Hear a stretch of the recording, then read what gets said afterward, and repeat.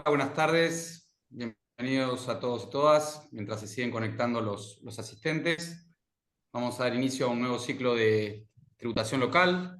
Esta vez vamos a hablar del tema de la atribución de ingresos en el convenio multilateral. Vamos a tener como expositores a María Esther Paravicini, a Gustavo Farina y a Carlos Reyes. Y Sofía Consiglieri va a ser quien va a moderar este encuentro. Les pedimos a todos que se conecten, por favor, con el micrófono apagado, así podemos desarrollar la actividad sin inconvenientes. En un rato les pasaremos y desde ya les adelantamos que todo el material de los expositores será enviado luego con los certificados de asistencia. Así que para no demorar más el inicio, le doy la palabra a Sofía, les doy la bienvenida y muchas gracias por seguir participando de estos encuentros. Hola, ¿qué tal? Buenas tardes. Bueno, vamos a presentar a María Esther Parravicini. Ella es contadora pública por la Universidad de Buenos Aires, cuenta con más de 20 años de experiencia como analista en la representación de la Ciudad Autónoma de Buenos Aires ante los organismos de aplicación del convenio multilateral. Desde 1994 se desarrolla en AGIP. Además es docente en la Facultad de Ciencias Económicas, el Instituto Superior de la Carrera y la Tecnicatura Superior en Administración Tributaria. Desde 2004 se desempeña también como expositora en el SEATS y en agencias recaudadoras de distintas jurisdicciones del país. Es coautora del capítulo Ingresos, concepto general, ingresos brutos versus bases imponibles, diferencia entre atribución y distribución, del libro Convenio Multilateral publicado por Editorial Repar.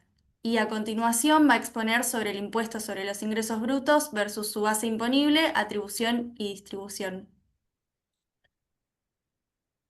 Muy buenas tardes a todos.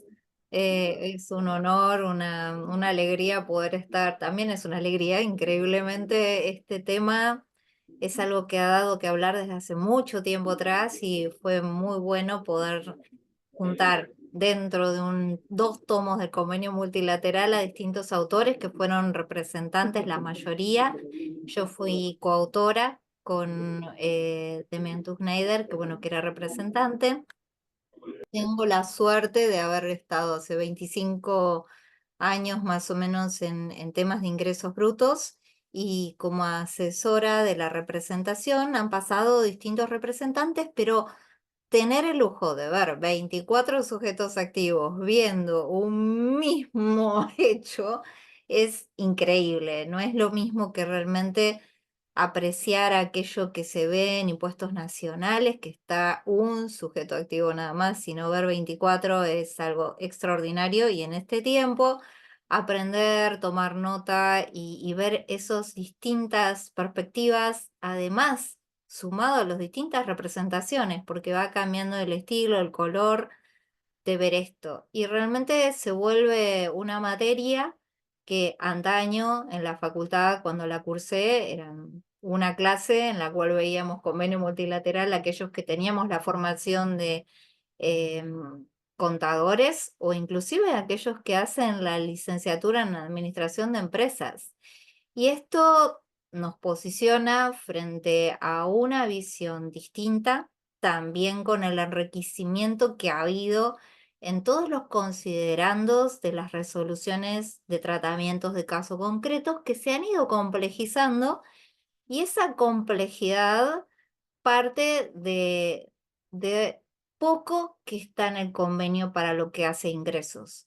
Entonces, si bien el tema que tuve en suerte de tocar parecía algo mínimo, era realmente el inicio de cuestiones que han quedado, algunas clarificadas en las resoluciones generales e interpretativas, y otras en los casos concretos, pero realmente no surgen de la letra del convenio como sí surgen para gastos. En gastos sí vamos a ver un desarrollo, una descripción que se ha profundizado y se ha ido eh, perfeccionando con el tiempo, pero lo que hace ingresos brutos solamente el de dónde provienen los ingresos o la mención de ingresos en lo que hace el artículo 1 hacen que haya muchas otras cuestiones que no hayan sido sencillas. En temas de resoluciones generales interpretativas, a lo largo del tiempo se han ido reorganizando, digamos, su forma de leerlas a través de un ordenamiento que sale prácticamente todos los años. En el momento que se escribió el capítulo, estaba referida o referenciada la resolución que en aquel entonces estaba vigente, que era la de 19-2021. Hoy en día el ordenamiento es el de la última resolución del año pasado, la 17 del 2024, por las dudas si alguno lee ese capítulo, y lo que hace es citar y tratar de, de agrupar por temas esto que hoy llamamos convenio multilateral en distintas resoluciones con citas de fuentes y artículos. Para convenio, ingresos brutos tiene un diferencial. Ahora vamos a compartir, a ver si todo va bien, la presentación que tienen tips, digamos, para búsqueda, lo que sea, ustedes después podrán consultar, preguntar, repreguntar.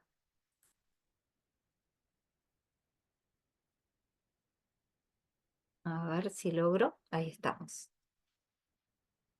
Por las dudas, Sofía, que estás en la parte de auxilio de visualización, ¿se ve bien la Perfecto. diapositiva? Sí, sí, sí. El análisis exhaustivo o lo que nosotros dentro del capítulo que tuvimos a cargo la redacción, lo bueno que uno podía tomar una visión de este tema en forma crítica y con un sentido profesional diferente al que la labor diaria cada uno podía considerar, exponer con, digamos, determinados parámetros más destinados a preservar en cada palabra, digamos, aquello que pudiera tener alguna consecuencia fiscal en ese rol. Es que hay cuestiones que no puede uno explayarse de la misma forma que se pudo uno explayar en esta obra. Distintos autores que posiblemente quizás formen parte de los expositores de este ámbito, les pueden decir exactamente lo mismo.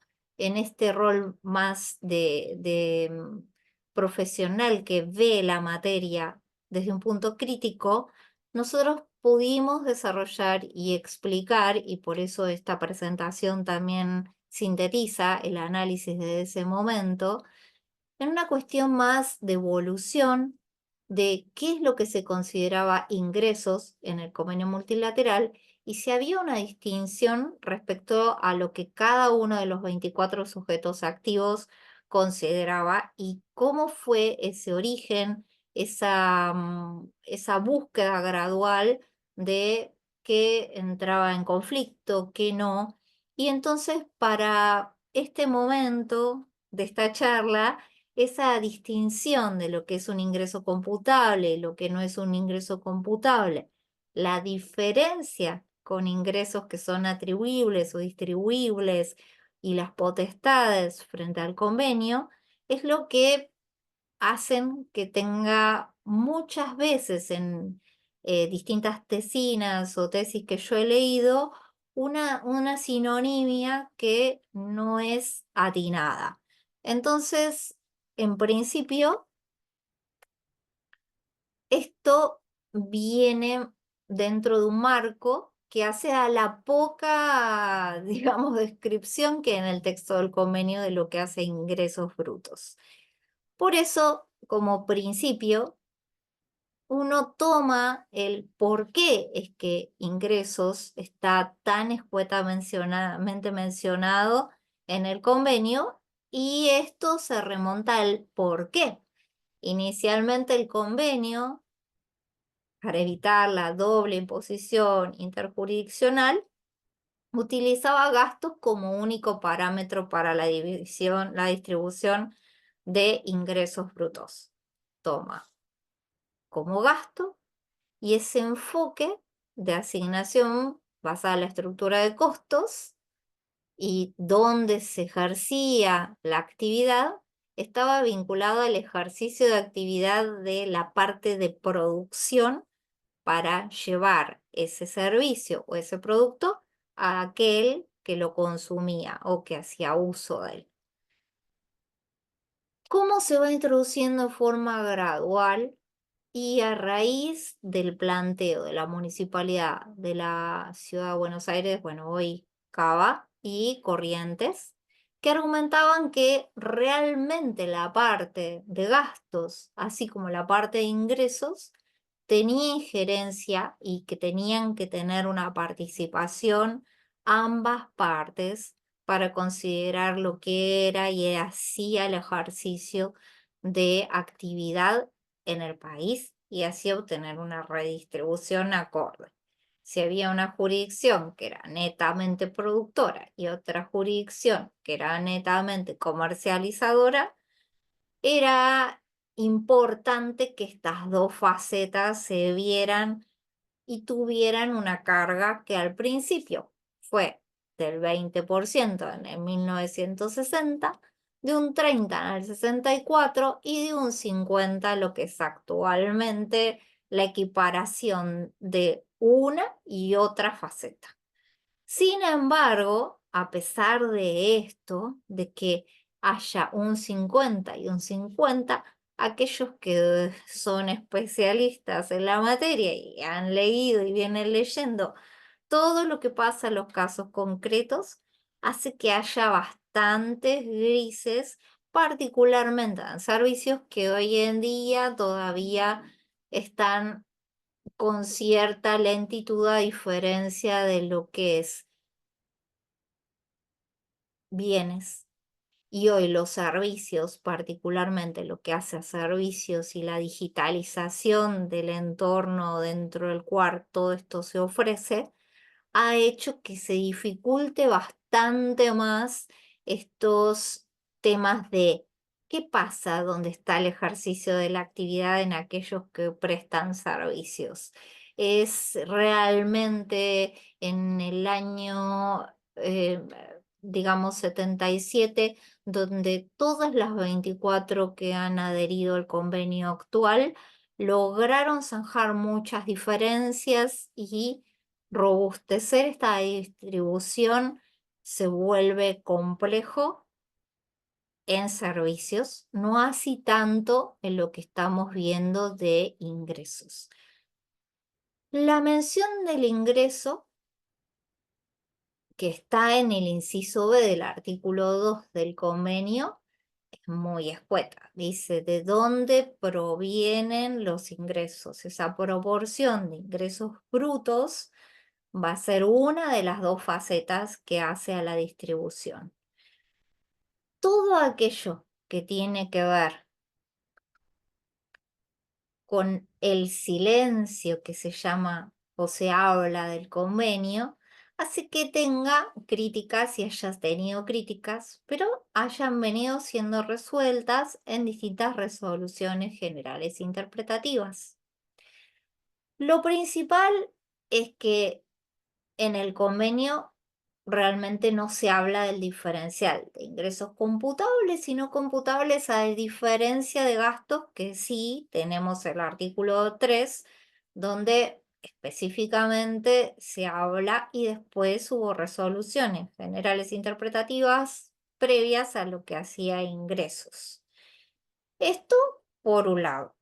La resolución hoy, que es la del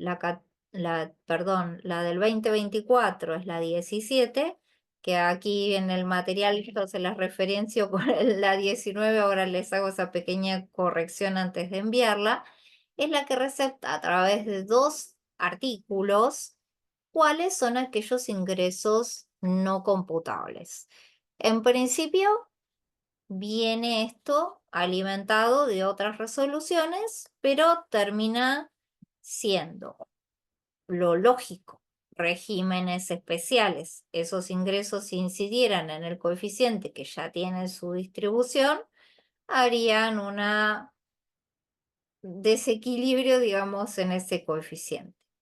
La venta de los bienes de uso fue un tema que no fue tan fácil de resolver porque había quienes partían de considerar a estas ventas de bienes de uso como una exclusión de objeto, diciendo no hacen al ejercicio habitual, y entonces otras jurisdicciones saltan a decir, bueno, pero nosotros en nuestra legislación la tenemos como algo exento.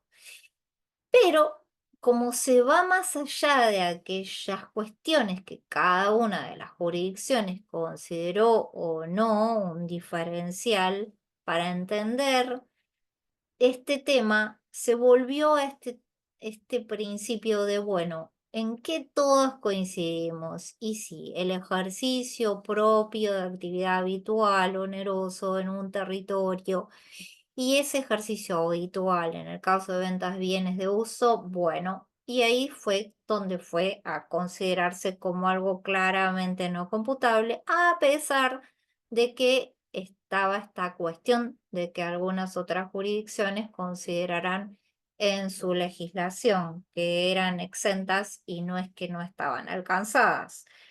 Pero las cuestiones que se ven en esta instancia van más allá de las legislaciones de cada una de las jurisdicciones. Y ahí es donde se aúna y se va como al ABC, que es lo que nutre a esta parte específica del convenio. El recupero de gastos tiene sus requisitos, no cualquier recupero se entiende por tal. La cuestión contable en este caso es algo que, a pesar de que los contribuyentes o los distintos fijos esgriman que no correspondía, tenía determinados carteles o etiquetado que contablemente podía no resultar exactamente aquello que en materia de no computabilidad desequilibraba ese coeficiente.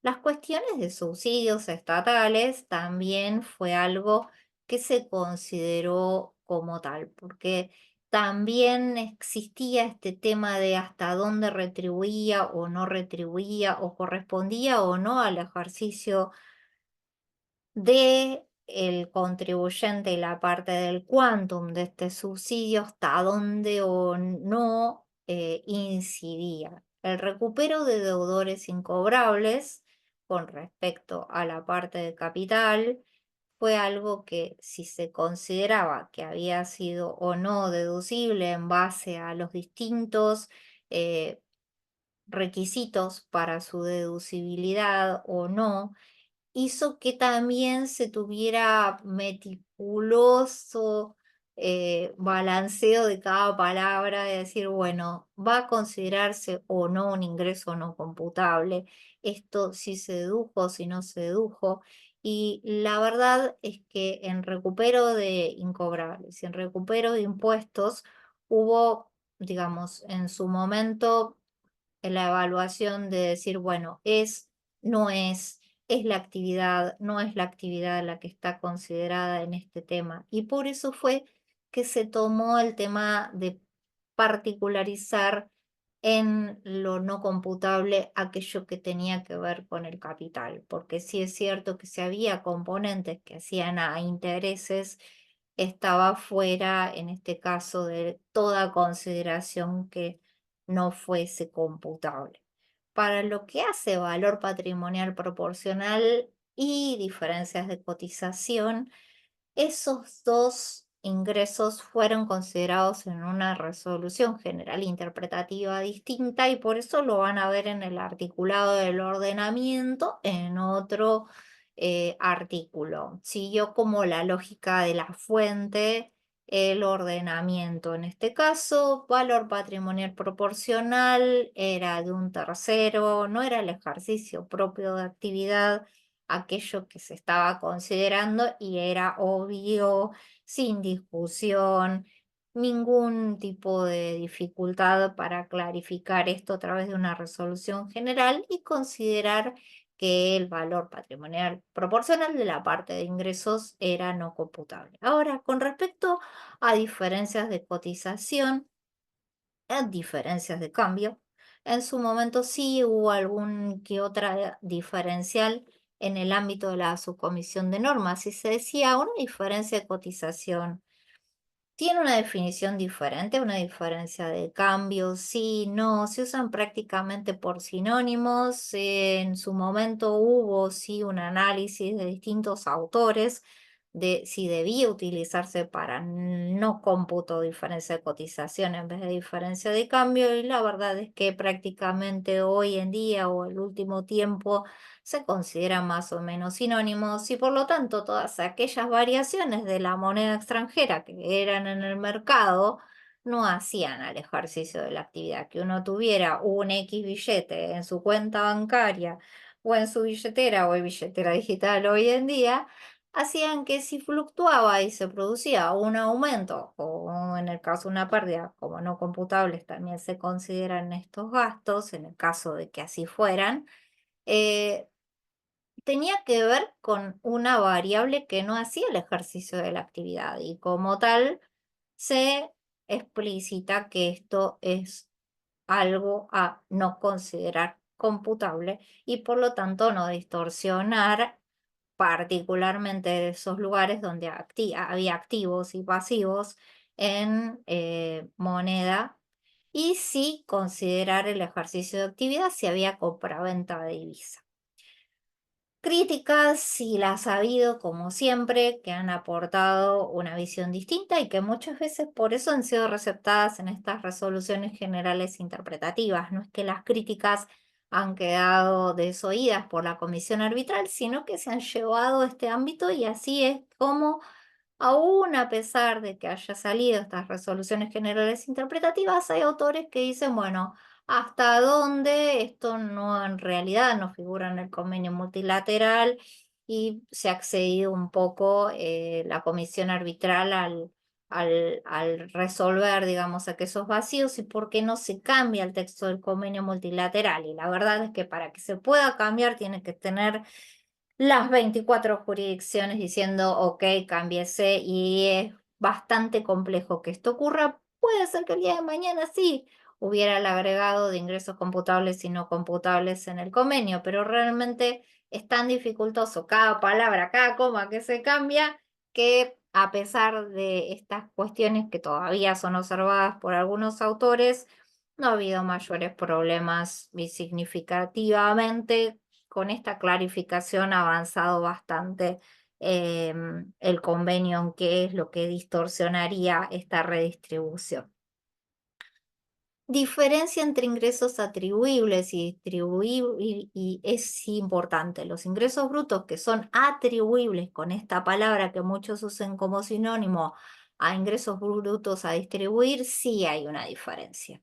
Los ingresos brutos atribuibles a cada una de las jurisdicciones son aquellos que están hablándose ya de aquello que va a componer ese coeficiente de ingresos. Cuando se habla de ingresos brutos a distribuir, sí, tiene que ver con la materia imponible, base imponible de todo el país, y esto se va a distribuir y asignar por las distintas regímenes especial o general entre las distintas jurisdicciones. Esta distinción entre uno y otro término, a pesar de que muchas veces uno los vaya a ver como sinónimos, a veces se ha pasado en algún que otro caso concreto, pero la diferencia es importante de tener en cuenta. Fundamental es también ver que el convenio evita la doble y múltiple imposición del impuesto sobre los ingresos brutos y este es el rol para lo que hace al coeficiente de distribución interjurisdiccional.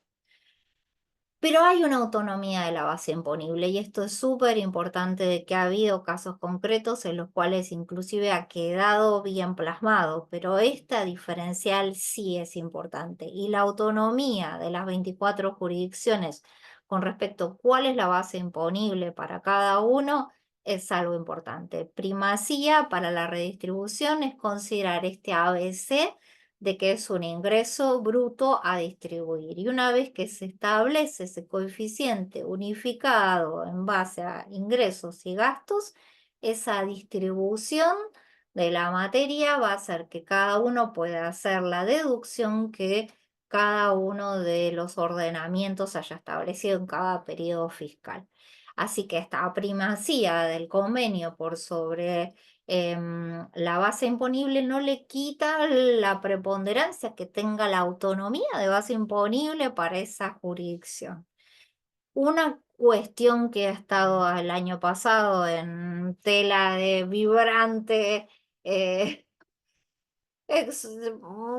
trastabillar un poco de la defensa en Tierra del Fuego ha sido que fue la última jurisdicción que cambió lo que es base imponible de entidades financieras a lo que es el spread. En su momento era una cuestión de que aquellas entidades financieras que estaban en la ciudad de Buenos Aires prehablan, digamos, el tema con esta jurisdicción donde tenía tal peso la incidencia interjurisdiccional de redistribución y dicen, bueno, realmente el spread no se calcularía mejor como tomar la base imponible por el haber de la cuenta de resultado que yendo a la detracción de ingresos y gastos que hace la intermediación en colocación y captación de fondos. Este diferencial se dio en esa redacción y la base imponible quedó como definida como algo especial diferente a lo que venía siendo.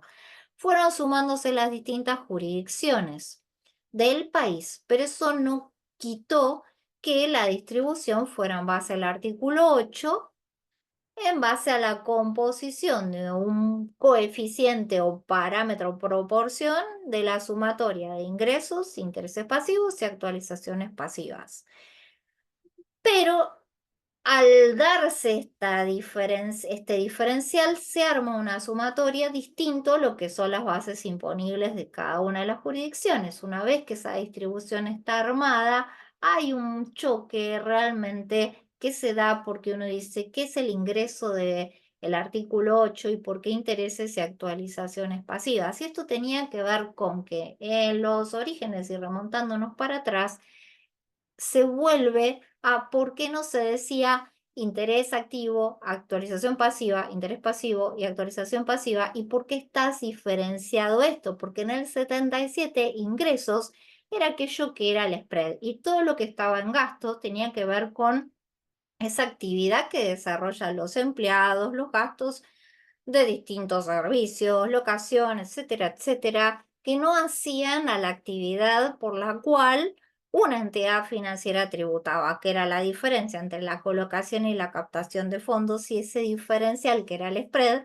era el que se consideraba. Entonces, si uno se remonta a lo que en el 77 eran ingresos, y decir, bueno, si por las dudas en gasto hay alguna otra componente que se nos escape, que sí sea de la actividad como un interés pasivo y una actualización pasiva, esos sí van a formar parte de la sumatoria, pero no todo el resto de los gastos, que no fue aquello que se quiso considerar para la redistribución de entidades financieras. Entonces ahí es bien marcado algo muy distinto que trajo alguna que otra cuestión el año pasado cuando se sumó Tierra del Fuego como última jurisdicción a considerar el haber de las cuentas de resultados como base imponible, y no obstante eso, siempre la redistribución era posible a pesar de que fueron sumándose cronológicamente en distintos momentos las distintas jurisdicciones.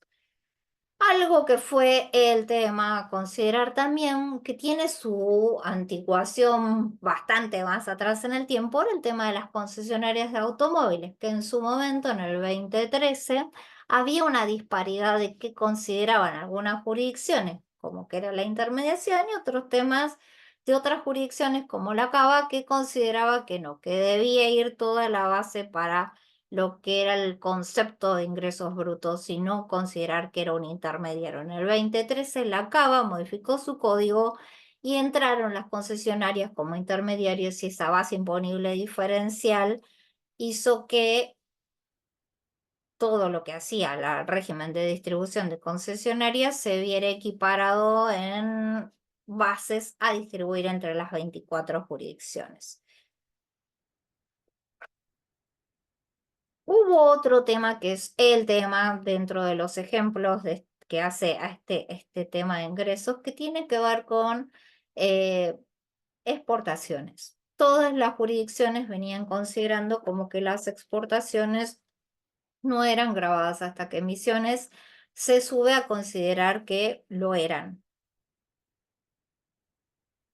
En este caso, el ejemplo que les cito es un caso concreto, no es una resolución general interpretativa, pero sí dio mucho que hablar como para distintos autores dentro de los ejemplos a citar para este específico tema.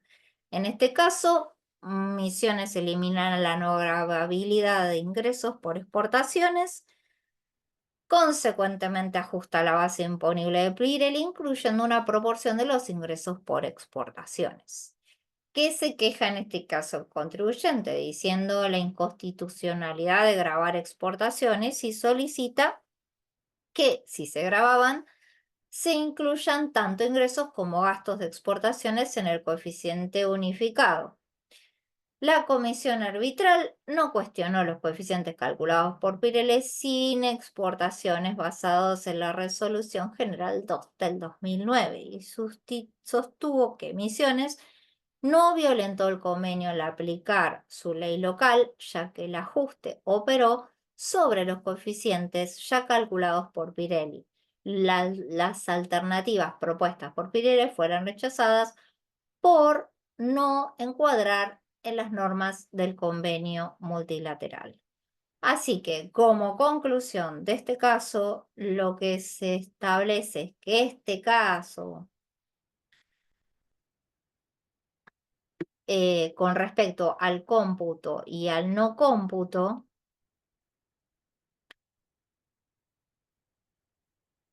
trae aparejado el que se considera a la base a gravar de exportaciones independientemente de que en el coeficiente estos participen.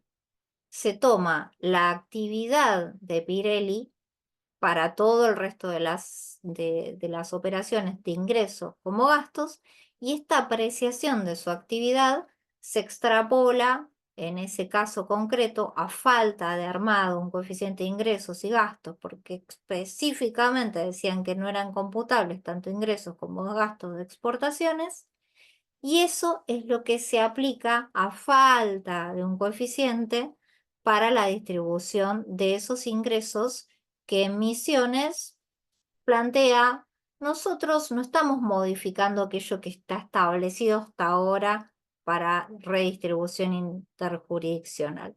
No vamos a tomar todas las exportaciones para considerar como base de emisiones. Vamos a tomar solamente aquella proporción que surge del resto de la actividad en el territorio de la República Argentina y esto fue un principio para no alterar lo que hasta ese momento venía siendo la redistribución interjurisdiccional y ahí es como que la comisión arbitral a decir, bueno, yo no tengo la competencia porque sí está aplicando en mi materia las reglas que sí establecen para todos, no podría yo, digamos, considerar que Misiones digamos, ha ido en contravención del convenio.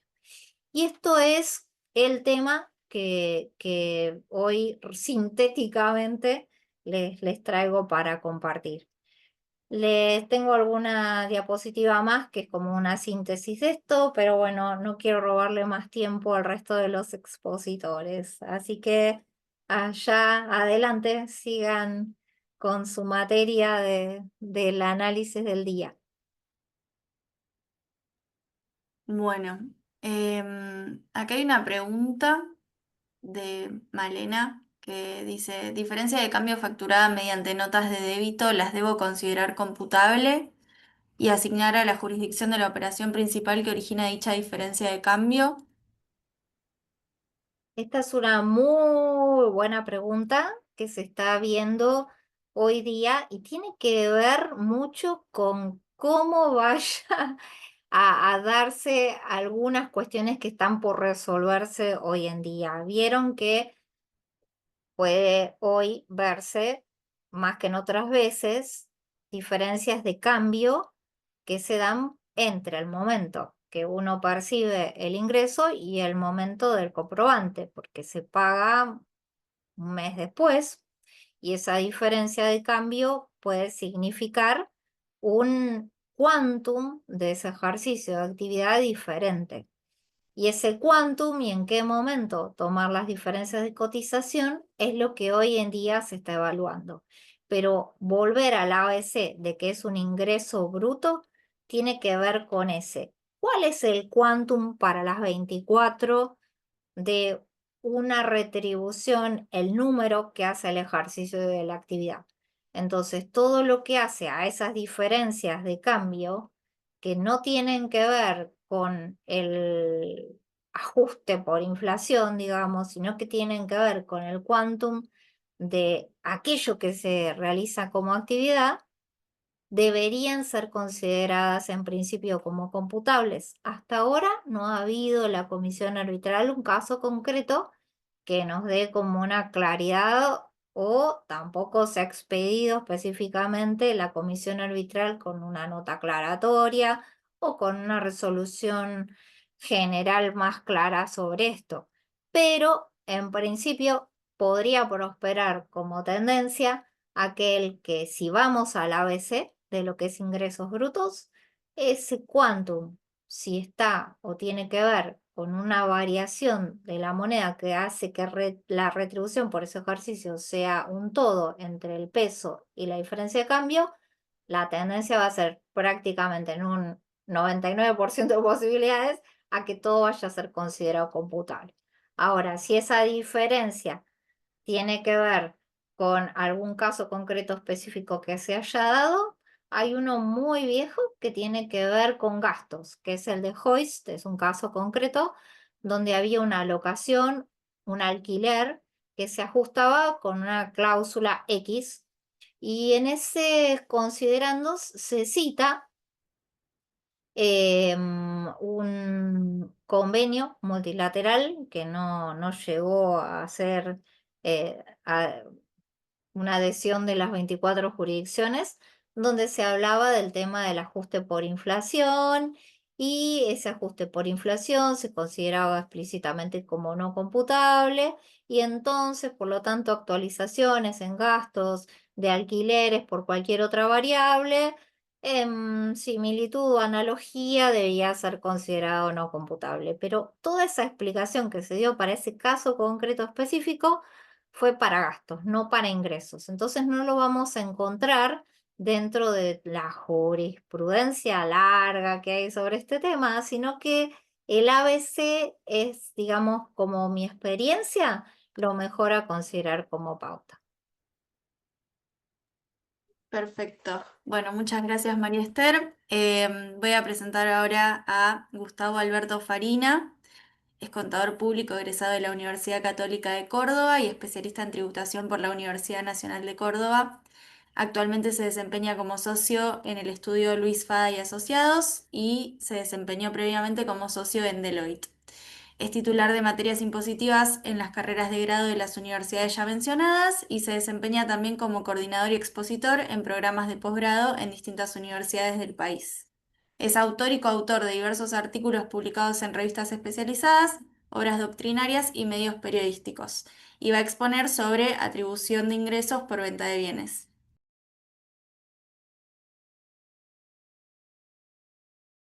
Está silenciado, Gustavo.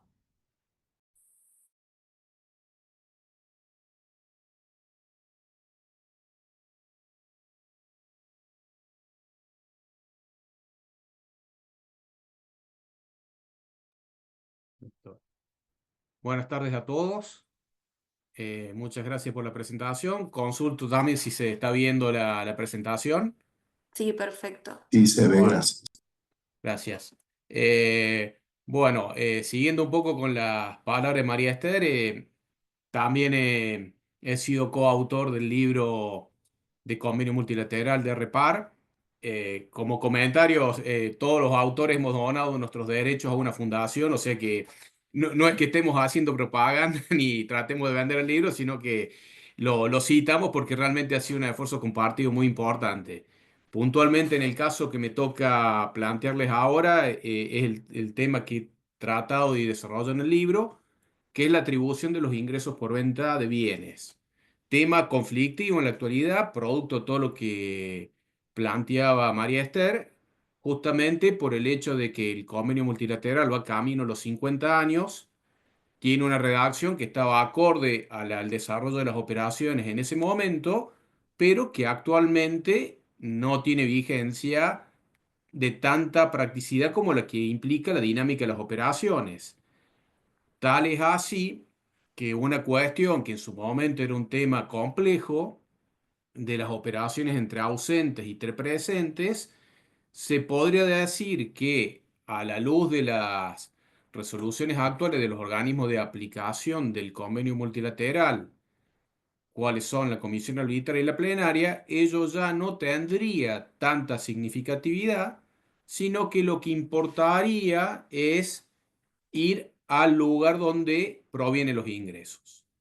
¿Sí? Eh, Uno para del otro lado comprende lo que implica, porque el régimen de convenio multilateral está regido por lo que se denomina una ley convenio, con lo cual requiere de la aprobación de todas las jurisdicciones para que la misma tenga vigencia. Se entiende la problemática, pero sería conveniente, yo me paro de los del otro lado, que en algún momento se fije esto como una prioridad y empecemos a tratar de tener una nueva redacción. Dicho esto, veamos cómo ha ido evolucionando el criterio de atribución de los ingresos, siempre refiriéndonos en materia de bienes a lo largo del tiempo. Cuando nació el convenio multilateral, y si quieren esto tomando los antecedentes previos, donde también estaba arrancó con el acuerdo entre Ciudad de Buenos Aires y Provincia de Buenos Aires, puede decirse que lo que primaba era el lugar de concertación como una suerte de reflejo del origen de los ingresos, porque es donde se planteaba y se concretaban las operaciones. Este criterio fue cediendo con el tiempo para tomar uno que tuvo aceptación generalizada y que aún hoy, si uno va y lo habla con empresarios o comerciantes que no están al día, siempre lo toman como referencia, que es el lugar de entrega de los bienes. Es decir, lo que primaba en ese momento era dónde ponía la mercadería a disposición y qué se hacía cargo del flete. Básicamente, estos criterios nos permitían, con esa simpleza, hacer una atribución sin mayores conflictos y eventualmente sujeta a la negociación entre las partes para definir el lugar de asignación de los ingresos a los bienes. Ese criterio, si quieren, tuvo una situación en su momento que inclusive así estaba planteado, que era el lugar de utilización económica. Es una resolución de una empresa siderúrgica, Siderca concretamente, que tenía domicilio administrativo y legal en Ciudad de Buenos Aires, tenía el domicilio de la planta en Provincia de Buenos Aires y generó una serie de materiales que se iban a poner en una provincia del sur. Entonces la discusión se planteó a dónde tenía que asignarse el ingreso. Estaban las tres jurisdicciones, cada cual con lo suyo. Una quería que fuera el domicilio donde estaba la administración, atribuyendo el lugar de concertación, y la otra el lugar de entrega de los bienes, planteando de que se entregaban en el domicilio de la planta, y finalmente la empresa del sur, perdón, la provincia del sur, que planteaba que era donde iban a tener de destino el material fabricado. Y en ese caso puntual se terminó resolviendo de que había que atender el lugar de utilización económica por las características propias del caso. Es más, cuando esto se planteó ante la plenaria, la resolución de la comisión plenaria resolvió diciendo que era el criterio, pero que no tenía que generalizarse porque se adaptaba a la situación particular. Con lo cual, seguíamos con un criterio, si ustedes quieren, de la asignación de entrega de los bienes. Esto empezó a cambiar ya ingresado en la década del 2000.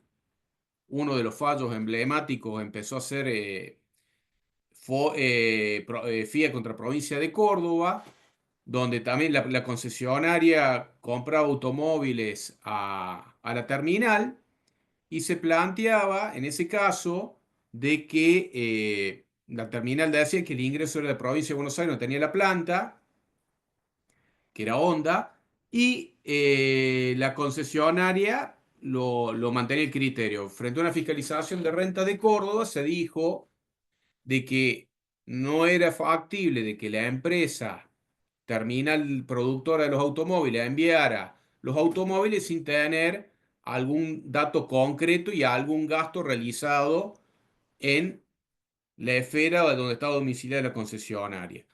Criterio de ahí empezó a plantear las operaciones entre presentes y entre ausentes, diciendo, bueno, llevándolo un poco el criterio entre ausentes, y se decía que existían gastos que sustentaban la asignación del ingreso a dicha jurisdicción, bajo lo cual empezó a plantearse y empezó a tomar dimensión, como comentaba María Esther, el criterio de atribución de los ingresos al domicilio del adquirente. Ese criterio ahora, le diré que en los últimos 10 años ha tomado una aceptación adicional ahora que es ya no solo el domicilio del adquirente, sino que es el destino final de los bienes. Es decir, el vendedor no solamente tiene que conocer dónde están el domicilio de su adquirente, sino que en caso que tenga los elementos para conocer el destino final de los bienes, ese va a ser o esa va a ser la jurisdicción donde los tiene que atribuir. Concretemos o analicémoslo. ¿Qué es lo que nos dicen las normas? Que cualquiera sea la forma de comercialización que se adopte, y acá empezamos con los puntos concretos y complejos. En la medida que sea conocido por el vendedor, ¿sí? Al momento de concretarse las ventas y esté debidamente acreditado, la operación debe atribuirse al destino final de los bienes. Y acá es donde empezamos en una serie de complejidades cuando tenemos que manejarnos con para asignar los ingresos y si estamos del lado del contribuyente, porque no nos olvidemos que como contribuyentes tenemos que manejarnos con pruebas. Es decir, si nosotros tenemos que asignar una operación, tenemos que estar en condiciones de demostrar que al momento de realizar la operación conocíamos cuál era el lugar de destino final. ¿Entiendes? Y eso lo tenemos que probar.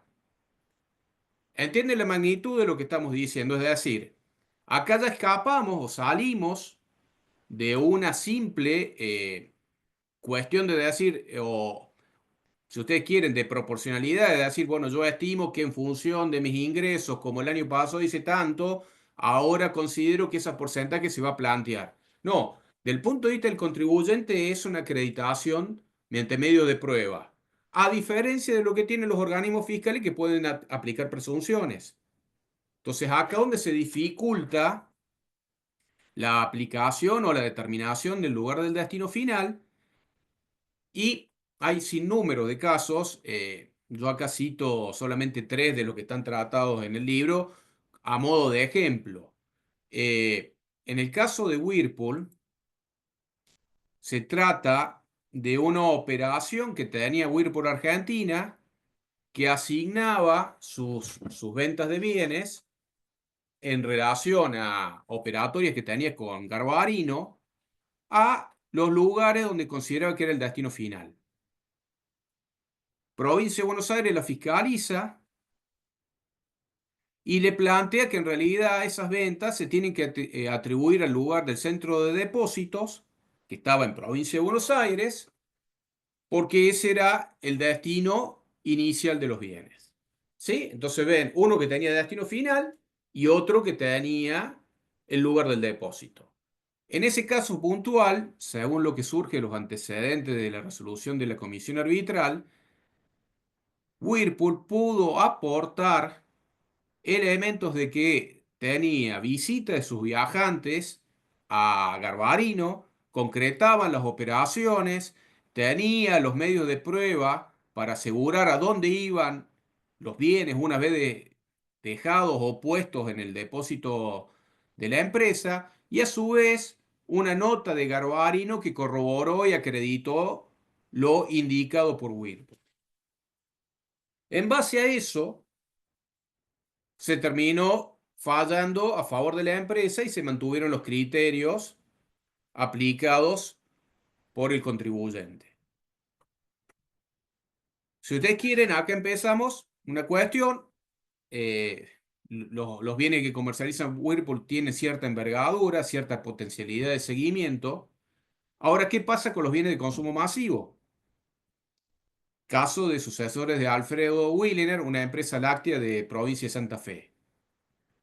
Esta empresa entregaba sus mercaderías en los depósitos de Walmart y El Día, hipermercados muy conocidos, y asignaba los ingresos a la jurisdicción que estaba en esos centros de depósitos. Tuvo fiscalizaciones y le plantearon que en realidad ese no era el destino final.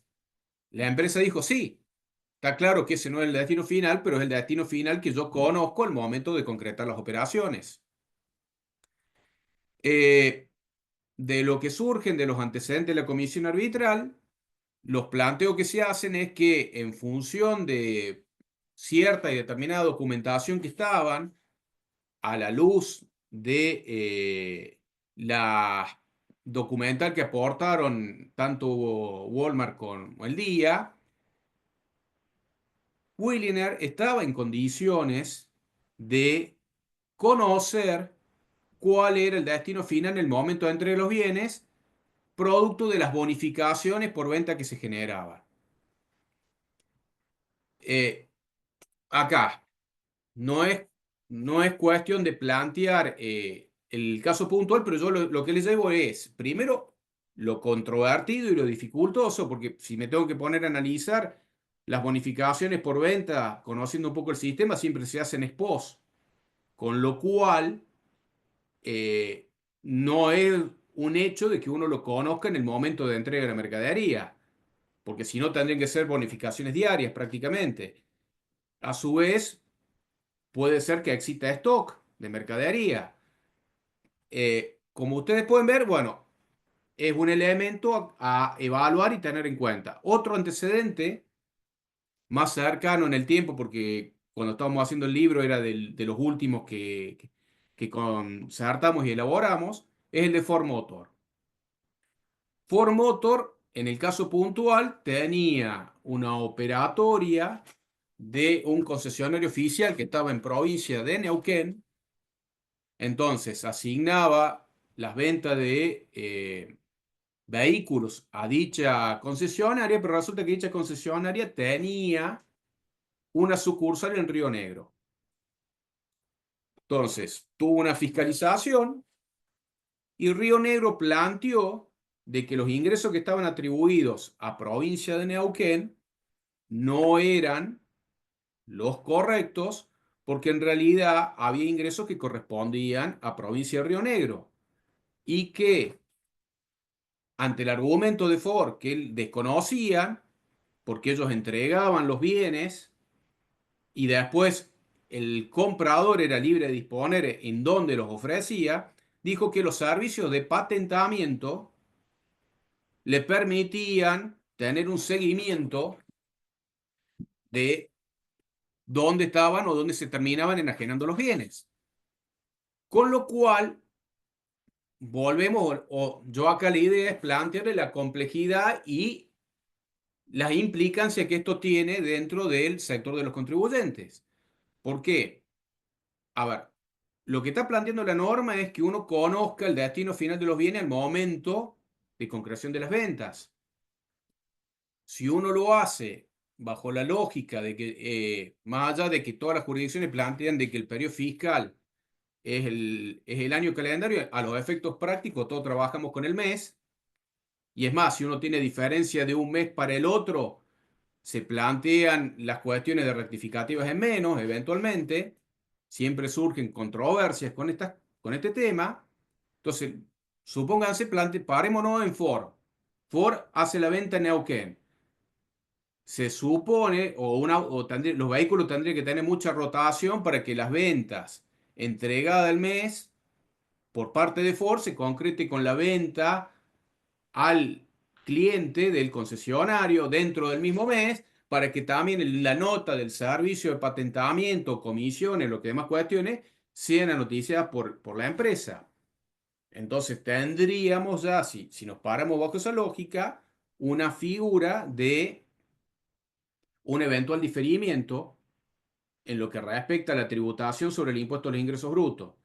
Después está lo que me pueden plantear ustedes, me pueden decir, bueno, no, pero en realidad las normas del convenio son para la determinación de coeficientes y no para la atribución de los ingresos. Pero acá donde empezaríamos también, ¿qué pasaría? Me voy a un extremo, supónganse que Ford Moto asigna el 100% de las ventas en Neuquén y después resulta que el 90% de las ventas se concretan en Río Negro. Cuando hacemos y atribuimos los ingresos para aplicar los coeficientes, resultaría que en un año tendríamos, bajo la lógica que yo le estaba dando, 100% de ingresos en provincia de Neuquén sobre las cuales se tributaría y después le asignaríamos 90% por coeficiente. La lógica indicaría que esto, frente a una jurisdicción tributaria, llamaría la atención. ¿Cómo puede ser que tengamos ingresos para los coeficientes y no tengamos ingresos de base imponible? Entonces, nuevamente, la complicación. Viéndolo así, entonces estamos frente a una situación compleja donde uno puede tomar, donde hay bienes que sean con determinadas condiciones de seguimiento, como puede ser justamente los automóviles o de cierta envergadura, con principios que obligarían a perfeccionar y considerar la atribución de los bienes, siempre con lo que les estoy planteando de que tenemos que estar en condiciones de probarlo, o sea, porque no es que uno pueda aplicar, por lo menos como plantea la norma, presunciones, sino que tenemos que tener debidamente acreditado por qué interpretamos de que esto se aplica para o se debe atribuir a un fisco y no al otro. Bien, siguiendo, tendríamos la atribución, dentro de la atribución de materias de bienes, está la norma que habla de las operaciones realizadas por Internet, que es la 14 del 2017, que si bien habla o se plantea para este tipo de operaciones, también conviene considerar que por ahí la generalización de la utilización de Internet por un lado, y después, la lógica que nos aplica respecto de atribución de los bienes puede también tener una guía o un elemento para tenerlo en consideración a los efectos de considerar cómo atribuir los ingresos.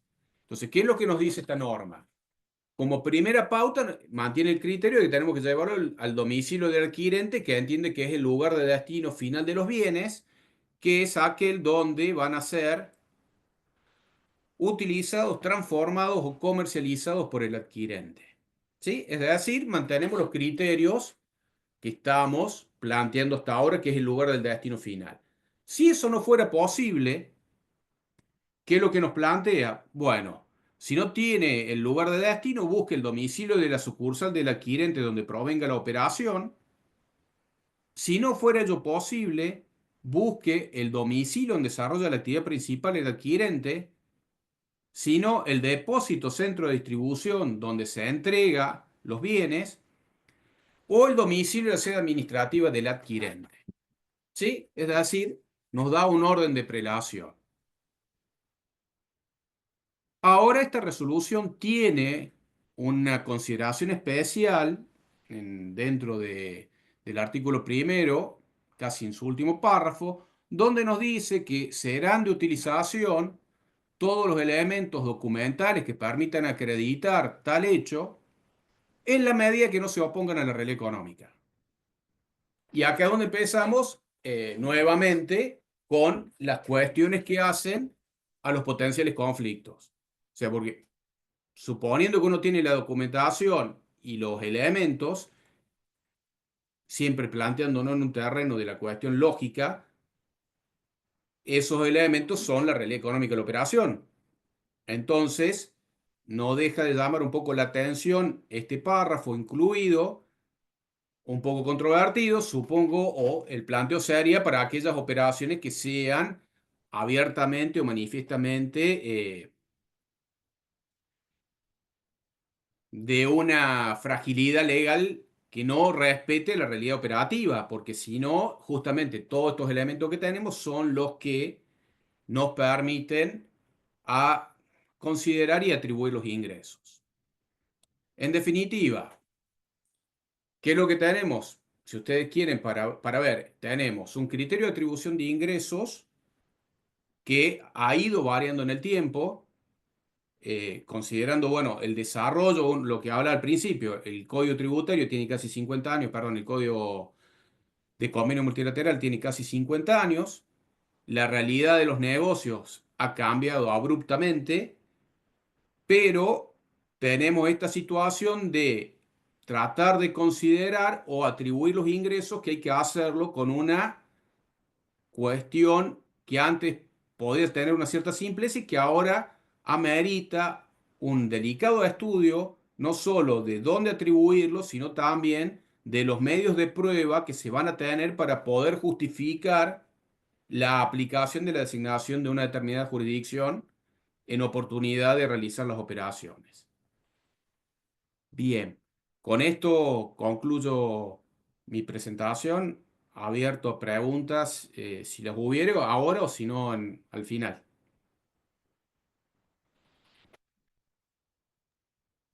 Si les parece, dejamos las preguntas para el final. Bien, Así quizás en las presentaciones posteriores se va respondiendo.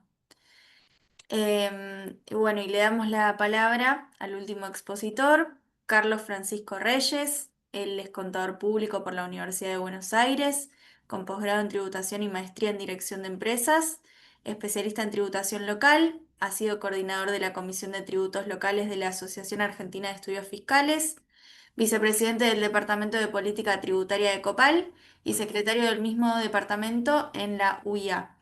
Es profesor de posgrado en tributación local en diversas universidades y autor de múltiples artículos y libros sobre la materia.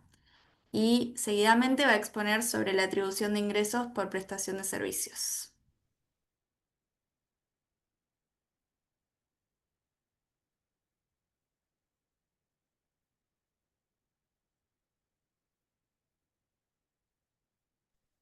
Hola, ¿se escucha? Sí. Ahora sí. Perfecto. Ahí sí, ¿se ve la presentación? Sí, perfecto. Perfecto, buenísimo. Bueno, un poquito vamos a recorrer lo que es atribución de ingresos, pero en materia de prestación de servicios, complementando lo que hemos visto hasta ahora eh, y sumando más incertidumbres, ¿no? Que certezas, ¿no? Que es un poco la idea de lo que de lo que estamos viendo en materia de ingresos brutos fundamentalmente y de convenio multilateral.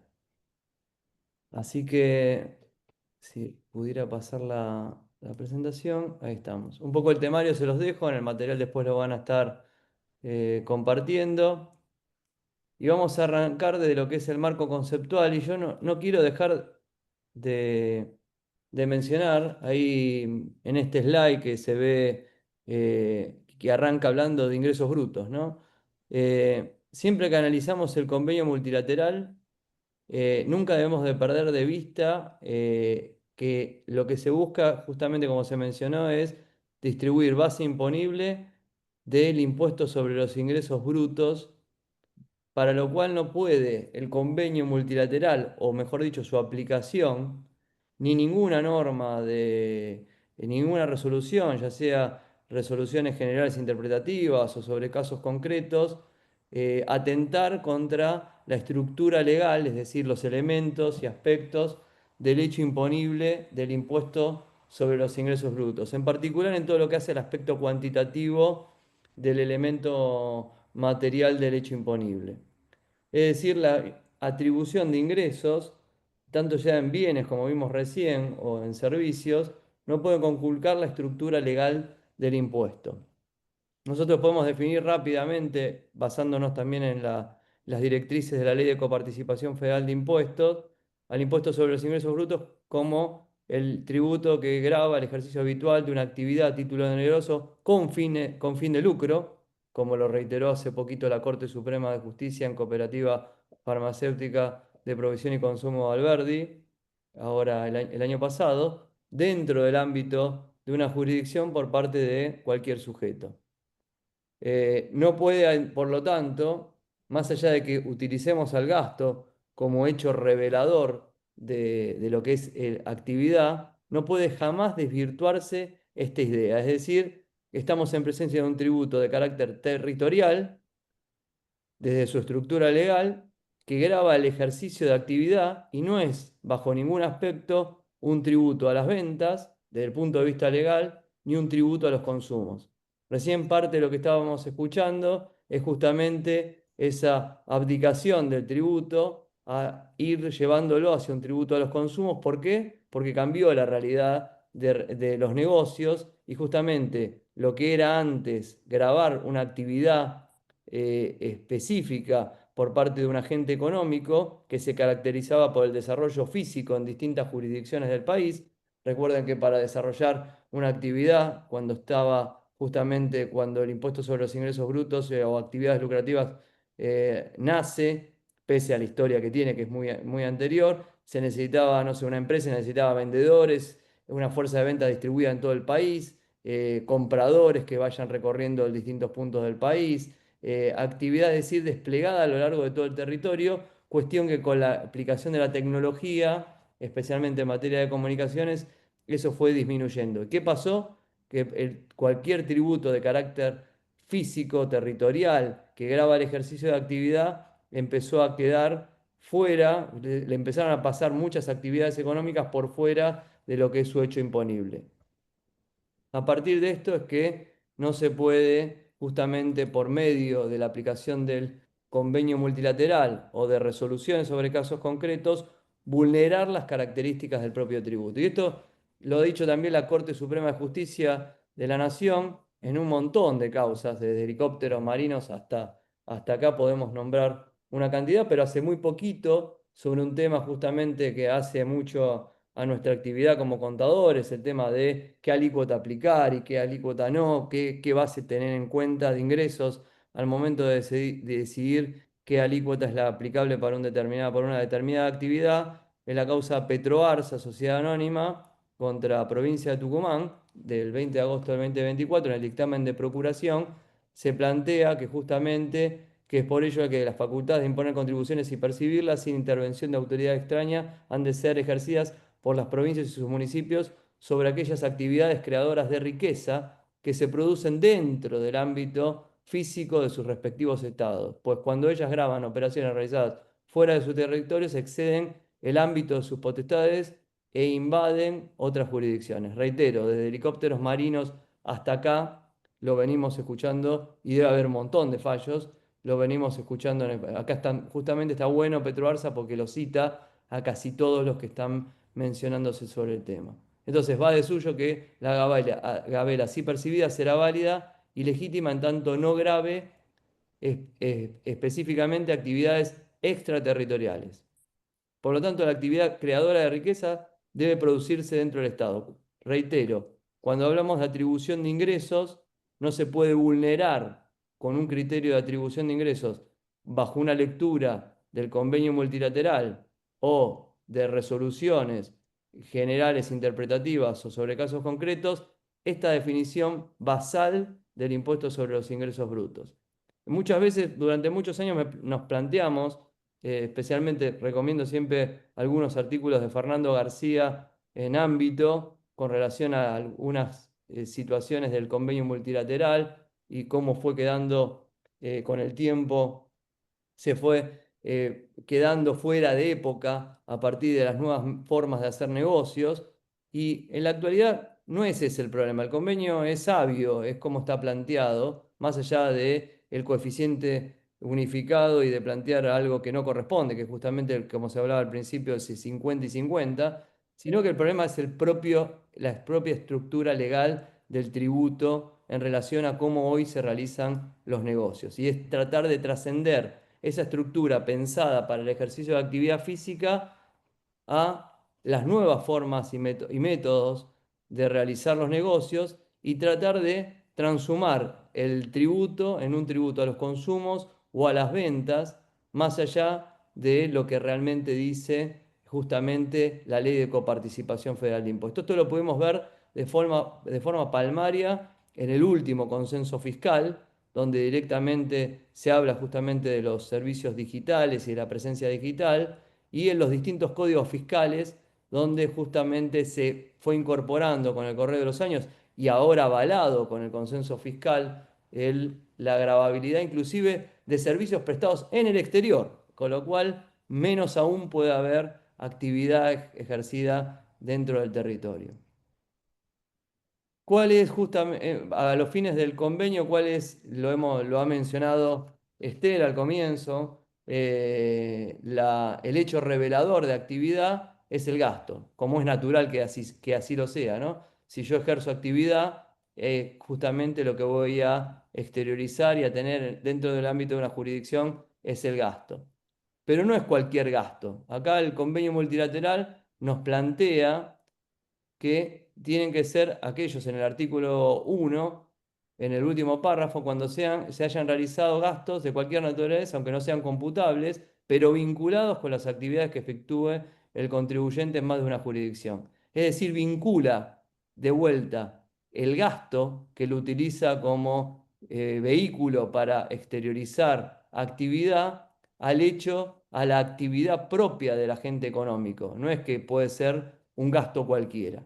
Y es más, en el copete del artículo 3 establece que los gastos a que se refiere el artículo 2 son aquellos que se originan por el ejercicio de la actividad. Entonces, acá lo que planteo es que siendo reduccionista, sin actividad no hay hecho imponible y en consecuencia no se devenga obligación tributaria alguna. Por lo tanto, menos aún puede existir la potestad tributaria de alguna jurisdicción subnacional para exigir el pago del tributo. No se puede pretender el cobro de una obligación inexistente. Un gasto exterioriza actividad siempre y cuando tenga los atributos mencionados en el párrafo precedente. Esto es relevante cómo y dónde se exterioriza esa actividad para comprender, y ahí vamos al tema de atribución de ingresos, si una jurisdicción tiene potestad tributaria suficiente en función de la definición del hecho imponible y así lograr la fiscalidad de un sujeto y hacerse acreedora justamente de una porción de la base imponible que representa la cuantificación del hecho imponible sobre el cual se está gravando. Entonces, si yo quiero entender esta atribución de ingreso y cuál es la lógica con la cual yo debería partir en materia de atribución de ingresos, más allá de los casos concretos y que vamos a ir rápidamente después, igual se los dejo como material, y de las resoluciones generales interpretativas, yo no puedo verlo de manera aislada, esas resoluciones generales interpretativas y esos casos concretos, sino que yo lo que debo atender para saber si corresponde o no atribuir a una jurisdicción determinados ingresos, ya sea en materia de bienes o de servicios, y en servicios todavía es más complejo porque tenemos muchísimos menos antecedentes que en materia de bienes, debo atender a la estructura legal del impuesto, a los límites en el ejercicio de las potestades tributarias por parte de los fiscos subnacionales, a convenio multilateral, pero su aplicación armónica con la estructura legal del impuesto sobre los ingresos brutos, al gasto como principio revelador de actividad, que dijimos vinculado con la actividad. Todo esto me lleva al lugar de devengamiento del hecho imponible, lugar de devengamiento, frase que usaba Bulitgoni, y a partir de ahí puedo llegar a la atribución del gasto. Para lo cual debo tener en cuenta la jurisprudencia, los límites constitucionales, la ley de coparticipación, el consenso, los códigos fiscales, que ya se mencionaron, y las leyes tarifarias, esto es central, el convenio multilateral, las resoluciones generales sobre casos concretos de la Comisión Arbitral y Plenaria, y un elemento esencial que son los cambios constantes en la forma en que realizan sus actividades los agentes económicos. esta idea de ir llevando el impuesto sobre los ingresos brutos, un impuesto de características físicas, porque exige el ejercicio de actividad, a una especie de impuesto a los consumos, se fue exacerbando, como recién decía Gustavo, a partir de la aplicación casi indiscriminada en materia de presunciones, en lo que es la distribución de ingresos. Es más, recién Gustavo mencionaba que justamente un elemento fundamental para atribuir ingresos y llegar a lo que es el destino final, es que yo conozca cuál es dicho destino al momento de que se realiza la operación. Pero si nosotros nos basamos en el antecedente Peugeot-Citroën contra Corrientes, que es la resolución de comisión plenaria 1/2024, en un momento de la misma, la comisión arbitral lo que plantea es que no hace falta saberlo al momento que realizo la operación. Es más, dice, usted contribuyente tiene 4 meses con posterioridad al cierre del ejercicio y puede a partir de ahí seguir indagando para poder determinar dónde corresponde asignar un ingreso en función del destino final. Todo esto que provoca que la aplicación del convenio multilateral, tal cual la conocíamos, no se transforme en una aplicación inocua de distribución de base imponible entre distintas jurisdicciones, sino que al permitirle a una determinada jurisdicción que ejerce una potestad tributaria de la cual por la estructura legal del impuesto carecería y por la jurisprudencia de la Corte carecería, pero es difícil pues, llegar a esa instancia, dadas las dificultades que hay en materia de tutela jurisdiccional efectiva cuando hablamos de convenio multilateral. Todo esto provoca que se terminen produciendo situaciones de múltiple imposición exacerbadas por el hecho de que no se aplica el protocolo adicional. A partir de este marco normativo que siempre debemos tener en cuenta al momento de atribuir ingresos, ya sea en materia de bienes y especialmente en materia de servicios, vamos a lo que es el marco normativo. El marco normativo lo tenemos en el convenio, que ya se ha mencionado toda la evolución previamente. ¿Cómo se atribuyen esos ingresos? Las dos históricas formas de atribuirlo en función de la forma de concertación, que parecían perimidas, pero a partir de la Resolución General 14/2017 vuelve a tomarse relevancia, porque habla en definitiva del grupo de operaciones entre ausentes, y si uno también lee la resolución de Unisol, de Comisión Arbitral a 13/2022, vuelve a hacer esa disquisición entre ausentes y presentes, es decir, que también vamos y venimos muchas veces con el criterio de atribución, pero lo cierto es que se va a ese criterio de destino final.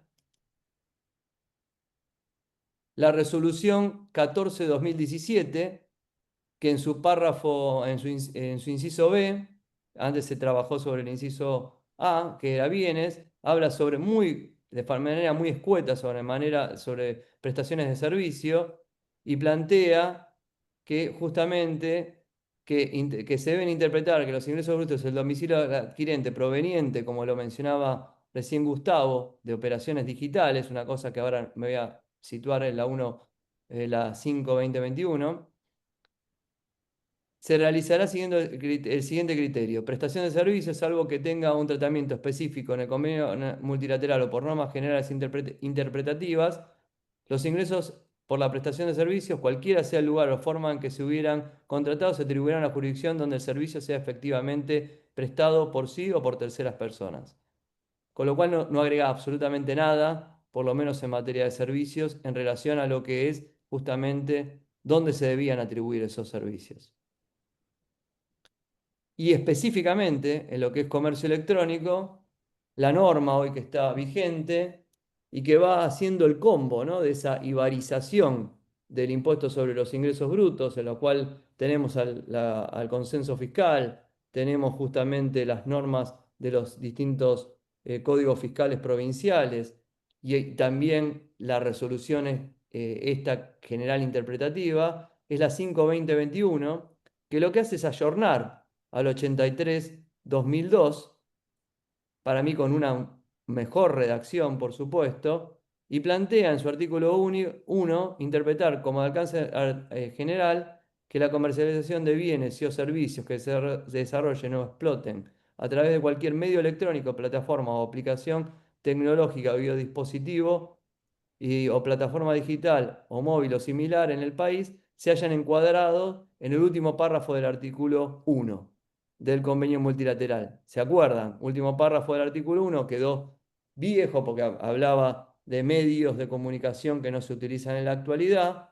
Lo que hace la 5-2021 es ampliar esa cantidad de medios para que se considere que hay operaciones entre ausentes, y a partir de ahí no es una simple norma, ya como lo era la 83/2002, no es una simple norma interpretativa del convenio, sino que, como se mencionó al principio de la reunión de hoy, modifica el convenio de manera abierta al incorporar nuevos medios que tendrían que estar incorporados directamente en el propio texto del convenio multilateral. Se amplía y moderniza el último párrafo del artículo 1 del convenio multilateral.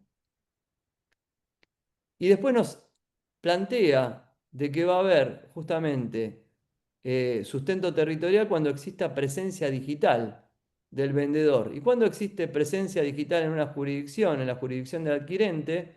Cuando se verifique, dice alguno, no todos, alguno de los siguientes parámetros, y plantea como primero uno absolutamente amplio, que el vendedor de los bienes o prestador de servicios, podemos situarnos acá, efectúa operaciones a través de los medios mencionados en el artículo 1 de la presente resolución en la jurisdicción del comprador. Es decir, ni voy al resto de los puntos. Con que el vendedor desarrolle la jurisdicción del comprador su actividad a través de algún medio o plataforma digital, a los fines de la Resolución General 5-2021, tipificaría en que hay ejercicio de actividad dentro de la jurisdicción del adquirente y por lo tanto el fisco de esa jurisdicción ya se atribuiría, tendría la potestad de atribuirse base imponible cuando, de acuerdo a la estructura del impuesto, pudo haber o no ejercicio de actividad real dentro de dicha jurisdicción.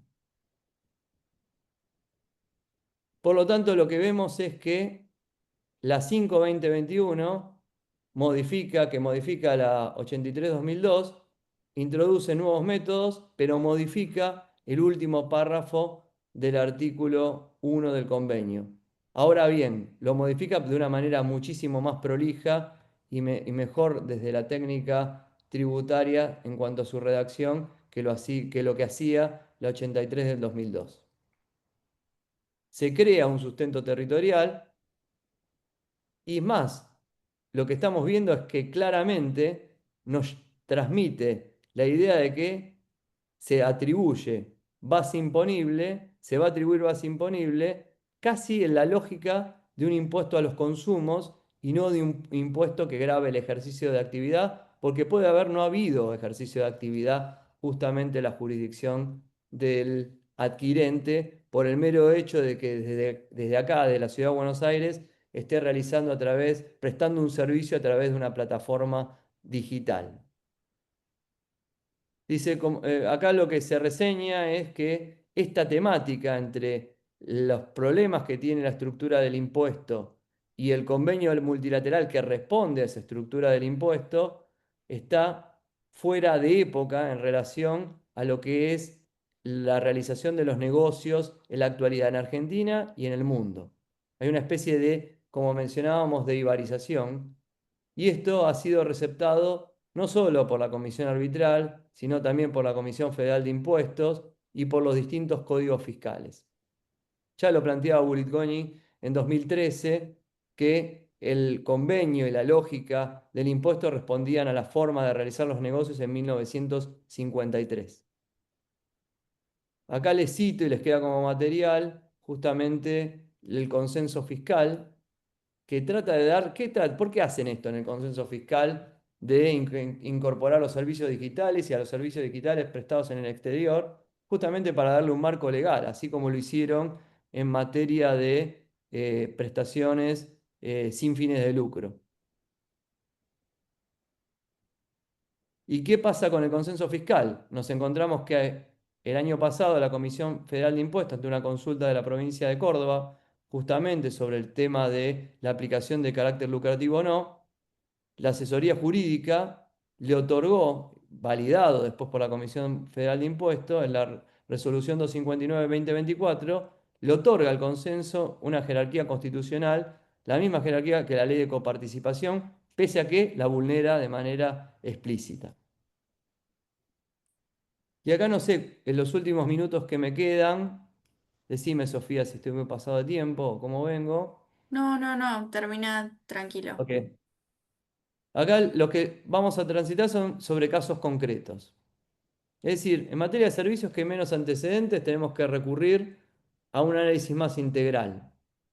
Lo que no quita hacerlo también en materia de bienes. Pero en materia de servicios es especialmente importante porque tenemos muchas menos resoluciones sobre casos concretos. Los primeros es un combo de casos que refieren a servicios de salud, situación que fue zanjada, y la aplicación siempre de presunciones, situación que fue zanjada a partir de justamente de la resolución general 4/2019, donde se planteó que en materia de medicina prepaga los ingresos debían atribuirse al lugar donde estaban ubicadas las cápitas que estaban cubiertas, independientemente de que la contratación la hicieran en forma directa o a través de obras sociales. ¿Qué es? Básicamente es una presunción. ¿Existe actividad de la prepaga en la casa de la cápita? No. Pero bueno, se presume justamente eso. Y se ordenó a partir de esta resolución y la cantidad de casos concretos que están mencionados acá. Y acá sí me quiero detener un poquitito más, que es en el caso de, es un caso reciente del mes pasado, servicio electrónico de pago, que es básicamente la empresa Pago Fácil, con su marca comercial es Pago Fácil, contra Provincia de Buenos Aires, del 14 de mayo, que es la resolución de la Comisión Plenaria 11/2025, en la cual básicamente lo que se discute es lo siguiente. Una de las actividades que realizaba el Servicio Electrónico de Pago, CEPSA, era, aparte de lo que conocemos todos del cobro de las facturas de los servicios, era, como tenía un flujo de billetes de baja denominación, a aquellos sujetos por fuera de las empresas a las que les prestaba el servicio de cobranza de facturas que necesitaban cambio o billetes de baja denominación, se los entregaba a cambio de una comisión y estos le acreditaban en cuenta directamente los fondos. Es decir, que lo que le facilitaba era le proporcionaba dinero en efectivo de baja denominación. Esto lo concretaba habitualmente la sede del Banco Nación Argentina en Plaza de Mayo o en las sucursales que tenía la empresa en la jurisdicción de la Ciudad de Buenos Aires. Es decir, no era la actividad principal, que es el cobro de facturas, que todos conocíamos, que podría haber depositado el 100%, sino que era una actividad también separada de la actividad principal de justamente de cambio de billetes a cambio de provisión de billetes a cambio de una comisión. ¿Qué pasó? Como esto se atribuye a todo a la Ciudad Autónoma de Buenos Aires, vino Provincia de Buenos Aires y lo que plantea la Provincia de Buenos Aires es que el origen de esos billetes no era únicamente la jurisdicción donde se terminaban transaccionando, que era la ciudad autónoma, sino que provenían de toda su actividad del cobro de facturas, parte de la cual se realizaba, por supuesto, en la provincia de Buenos Aires. Y a partir de eso, lo que considera el fisco de la provincia de Buenos Aires es que una parte de esos ingresos debían ser atribuidos a dicha jurisdicción, porque se encontraban íntimamente vinculados. Entonces se puede advertir que se utiliza una presunción que se basa en otra actividad, que es el cobro de facturas, que es temporalmente previa a la prestación del servicio de provisión de billetes y cuya naturaleza es distinta. Ambos servicios son diferentes, cobro de facturas versus provisión de billetes. Es decir, se atribuye bajo un método presuntivo, alejado hasta temporalmente de la actividad referida a provisión de billetes, cuyos ingresos se quieren atribuir a la provincia de Buenos Aires. En este caso, se da esa particular desconexión con el lugar de prestación. A partir de eso, la comisión arbitral, luego ratificada por la plenaria, considera razonable el criterio de la provincia de Buenos Aires y por lo tanto ratifica la resolución de comisión, se ratifica la resolución de comisión arbitral, y siempre cuando hablamos de presunciones, ¿de qué hablamos? Hablamos del artículo 27 del convenio multilateral, es decir, de todo lo que hace al principio de realidad económica. Bajo el principio de realidad económica, entonces se contribuye al desarrollo de presunciones.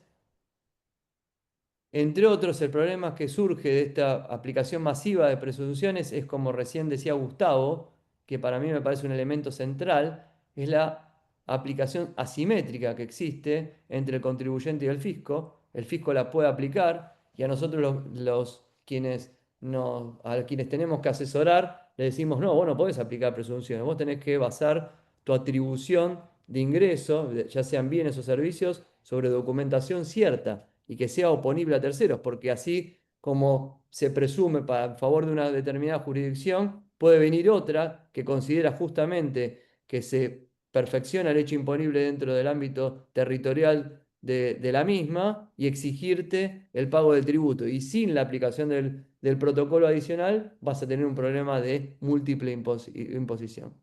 Y CEPSA no podría, por lo tanto, haber aplicado jamás esta presunción porque la misma no sería oponible a terceros. Y con esto cierro, porque es justamente negocios de publicidad digital. En la causa me parece emblemática, mercado en materia de uso de presunciones, Mercado Libre contra Provincia de Santa Fe.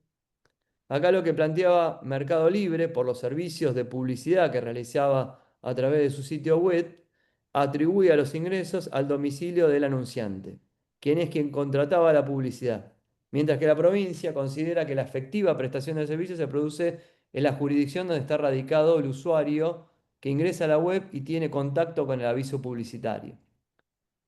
Por más que no exista relación contractual o documento o elemento que permita después, oponible a terceros, constatar dicha situación. Por lo tanto, lo que vemos claramente es esa confusión que les hablaba desde hace un rato entre lo que es ejercicio de actividad y un tributo que grava los consumos. Para poder llegar a eso, el fisco determinó, este último de forma presuntiva, utilizando métricas de Google Analytics, información que fue suministrando justamente Mercado Libre a lo largo del proceso de fiscalización.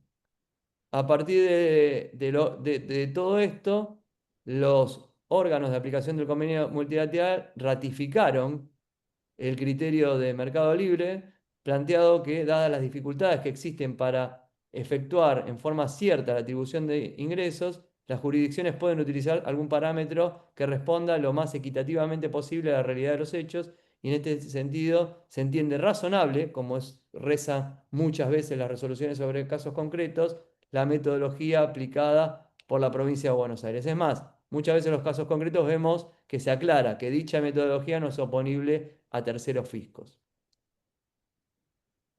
Ahora bien, les traigo casos que tenemos habitualmente y que estamos en discusión de la provincia de Buenos Aires, similares, en situaciones muy similares a las de Mercado Libre.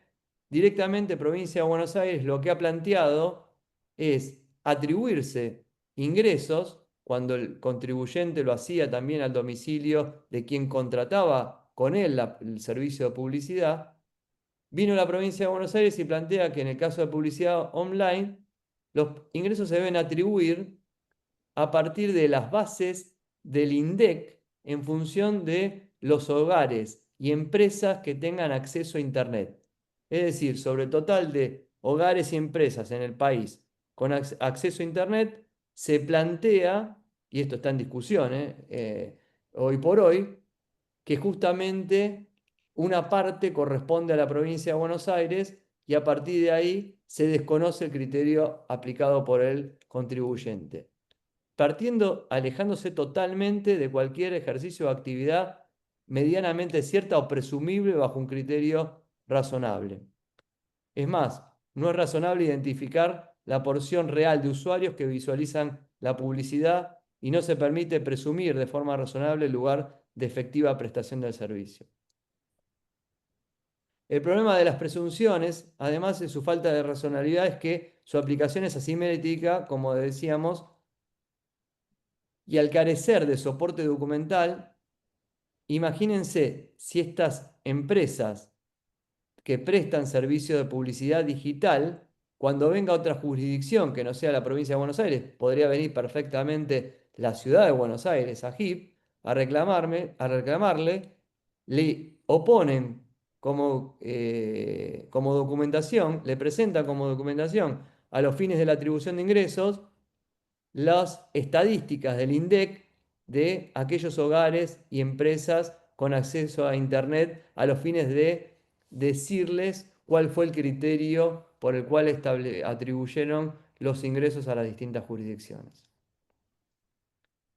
Y acá, siguiendo lo que planteó Gustavo, otros casos paradigmáticos, mencionó Whirlpool, Orbis en materia de bienes, y muy recientemente también, a fin del año pasado, Autosal, que es una productora también igual que Whirlpool, de bienes de electrodomésticos, donde se utiliza directamente el coeficiente, se utiliza como presunción el coeficiente de ingresos del cliente. Cliente que por supuesto opera con cualquier tipo de bienes y no solamente con los bienes que se le están proveyendo.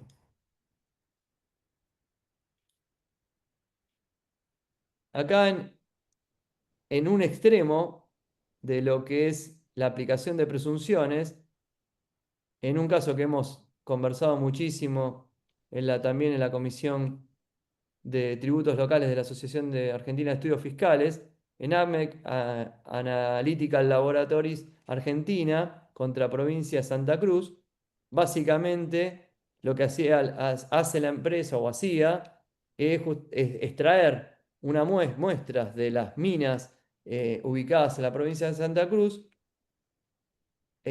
ayornarlas y trabajarlas en la provincia de Mendoza y a partir de eso enviarlas al exterior para que sean analizadas. No les voy a relatar todo el caso ahí, pero plantea la provincia de Santa Cruz que la prestación efectiva de dicho servicio, la empresa lo atribuía a la provincia de Mendoza, que era donde tenía sus oficinas, y preparaba las muestras para enviarlas al exterior, a Canadá y a Chile, para que se analicen de esos minerales.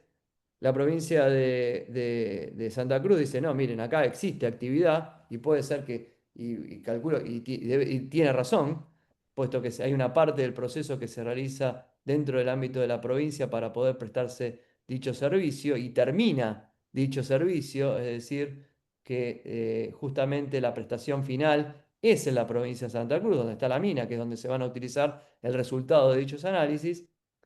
Y lo que hace comisión arbitral es darle la razón a la provincia y quitarle base a la provincia de Mendoza. Apela a las dos, Mendoza y el contribuyente.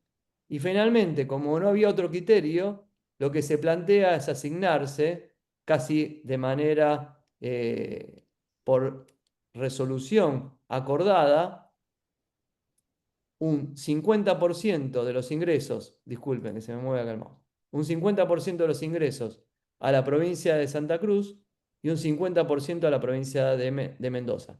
Así como lo están leyendo, no es que me equivoqué al transcribir el caso. ¿Por qué? Porque se aplicó una presunción arbitrada en este caso a partir de la falta de existencia de otros elementos.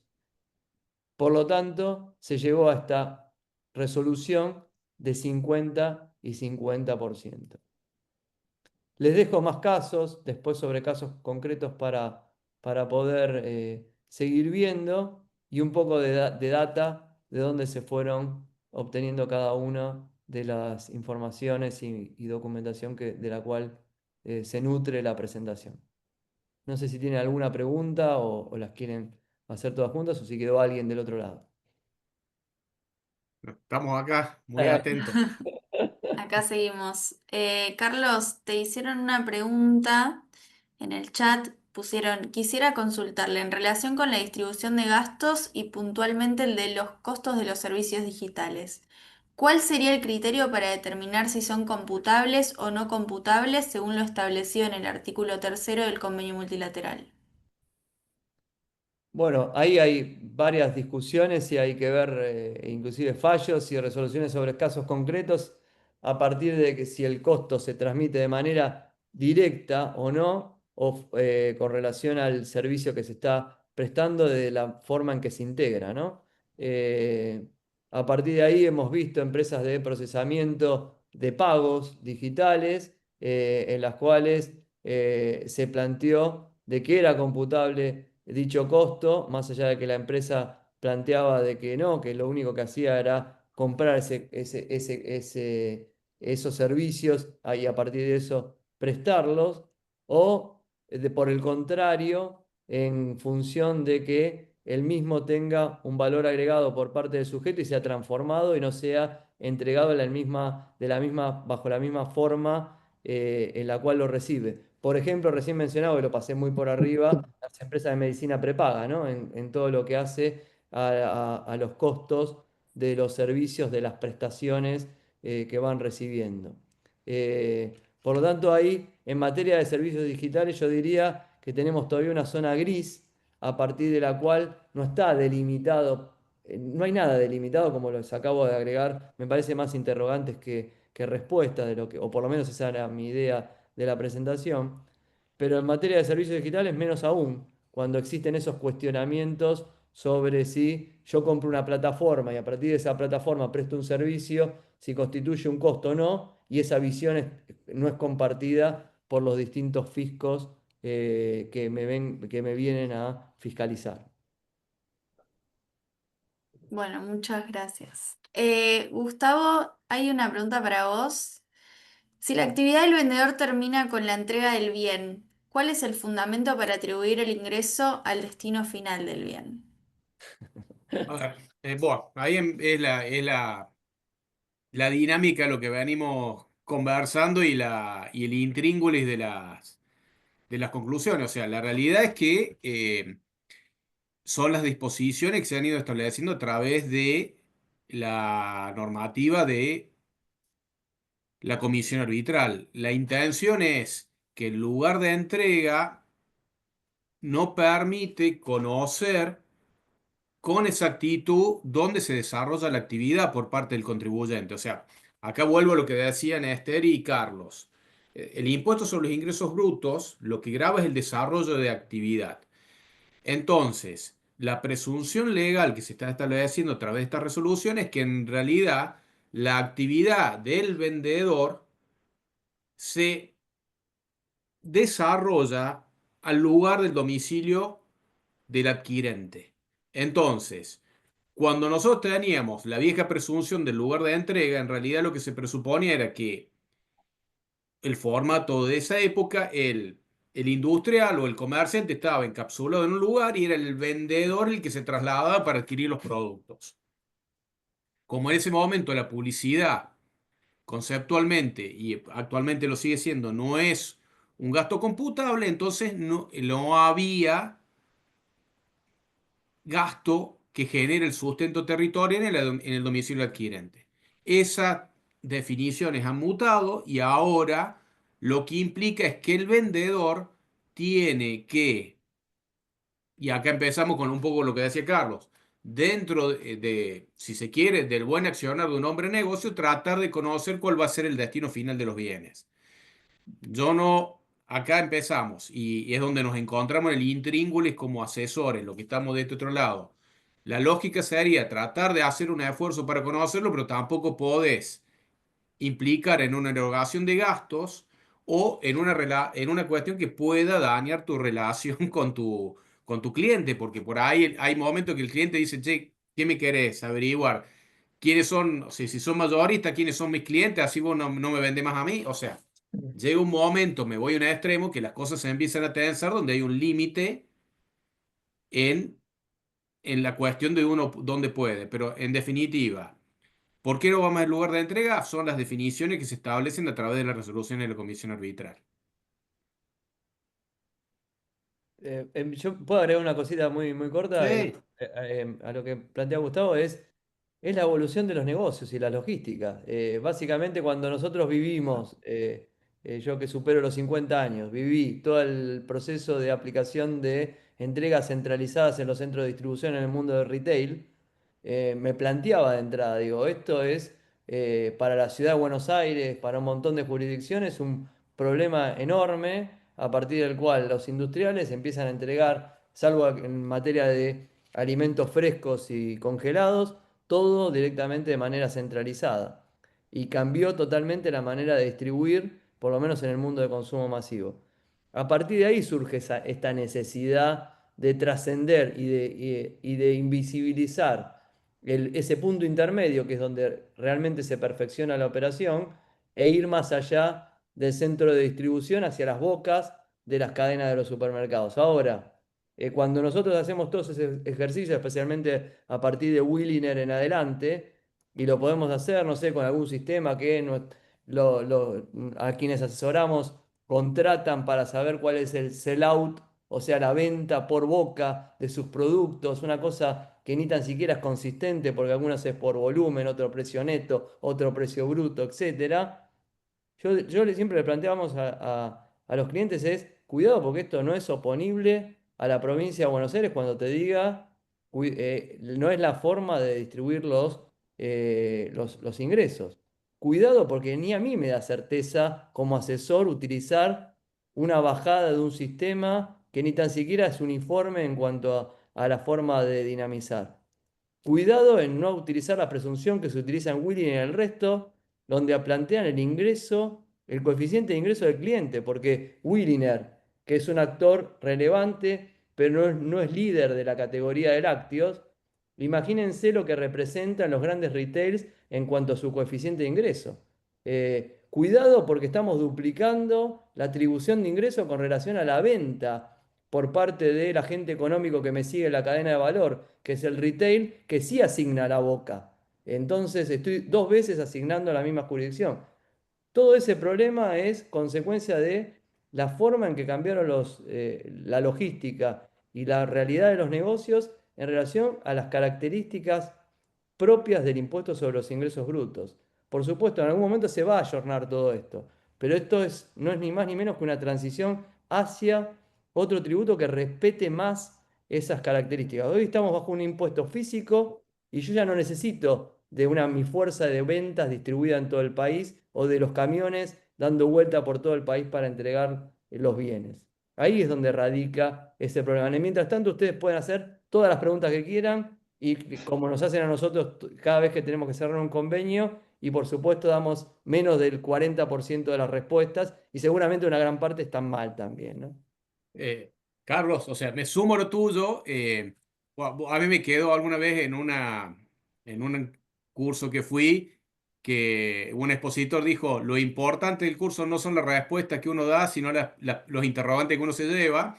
Creo que por mi parte no hago más que sembrar interrogantes para mí, pero lo que vos planteas también es esto de la dinámica de los negocios. La verdad que el debate para esto podemos estar horas porque es amplísimo. Se da también a veces con digamos, la consolidación de las ventas electrónicas por Internet y otros medios virtuales, que ahora, por ejemplo, nosotros por ahí los casos que estamos planteando, de los ejemplos que yo le daba, eran grandes compañías, pero en el comercio minorista surgen contribuyentes de nivel pyme que empiezan a vender por vía de Internet y la empiezan a hacer retenciones. Y dicen, pero ¿por qué? Si yo estoy en mi ciudad, estoy en mi provincia, lo único que hice fue vender a otro, que lo único que por ahí ni siquiera implica un gasto físico porque no hay un envío, sino que se baja de la nube y me empiezan a percibir ingresos brutos. Y ahí se empiezan a acumular los saldos a favor. Entonces, como ven, la realidad de los negocios, como bien dice Carlos, a la luz de la aplicación de la atribución de los ingresos, es todo un tema de una complejidad, porque bajo la lógica de la evolución, en principio el contribuyente local tendría a desaparecer y sería prácticamente un contribuyente que tendría que estar en las 24 jurisdicciones para dar una... Le lleva un extremo, pero a lo mejor no hace falta tener 24, pero siendo pyme con 5, 6 o 7, y todo eso implica un costo de asesoramiento y de administración que por ahí no está previsto y no está consolidado internamente del desarrollo de negocios. Estamos coincidiendo con Carlos en una etapa de evolución para ver cómo termina ayornándose y aplicándose las normas. Así es. Bueno, perfecto, muy claro. Gracias a ambos por responder las preguntas. Vamos a ir cerrando. Le voy a pasar la palabra a Pablo Revilla para que nos dé las palabras de cierre. Bueno, muchas gracias, Sofía. Muchas gracias a nuestros participantes fieles, varias direcciones de rentas de las provincias que nos han ido volcando por privado sus inquietudes, porque para ellos también es tan difícil aplicar el convenio como para la gente que está en el sector privado, ¿no? Yo creo que de los dos lados se sufre con el convenio, tanto para el inspector, que no sabe muchas veces a dónde asignar el ingreso, cómo tomar el gasto. También el funcionario está en la incertidumbre si la determinación de oficio que está haciendo está bien o está mal, si la va a perder en la arbitral, si la va a ganar. Y por supuesto para el privado que no sabe qué asesorarle al cliente. Eh, pero bueno, nos llevamos los consejos de nuestros tres expositores, que les agradecemos enormemente la actualización, la dedicación que le han puesto, la claridad. Así que bueno, muchas gracias. Y bueno, seguiremos lidiando con esto hasta que encontremos algo mejor, algo superador, algo en lo que nuestros gobernantes se pongan de acuerdo y esperemos que nos den un sistema tributario un poco más racional, que nos merecemos un sistema tributario más racional. Así que bueno, sí, María Esther, no sé qué querías decir algo, saludar. Sí, quería, bueno, primero agradecer, pero más allá de eso, esténse atentos a las próximas resoluciones de casos concretos que se publiquen en la página de la Comisión No Arbitral, nos porque asustes. hay algún cambio de una tendencia. Así que esténse atentos. Lo que hoy hablamos es en base a lo que está hasta hoy. Los casos concretos son resueltos por mi experiencia en base a la documental que hay en cada uno de los casos. Y la forma de explicitar a veces aquellas cosas que están en duda no surgen, digamos, en sinonimia cuando uno está de ese lado. Cuando uno está del lado del fisco, se ven cosas un poco más profundas y entonces es complejo a la hora de la votación, cuando ustedes no pueden saber cuál es la puja que hay internamente y a veces termina definiendo el empate el presidente de la comisión arbitral. O sea que las tendencias no necesariamente hacen a resoluciones generales interpretativas, o sea, sepan como que hay una tendencia hacia una dirección, pero esténse atentos que próximamente puede haber una cierta revisión de esta tendencia, un poco producto gracias a la afuera, a las críticas también, y una revisión de esto. Esténse atentos en estos próximos días a ver qué es lo que aparece. Era nada más que eso. Bueno, los que Estaremos puedan atentos. dormir, que duerman después de esta noticia. Bueno, gente, muchísimas gracias. Gracias, Sofía, gracias, Gustavo, gracias, Esther, gracias, Gracias Carlos. por la invitación. Gracias, gracias. Muchas Un gusto. Un gusto. Cerramos. Adiós. Gracias. gracias. Hasta luego.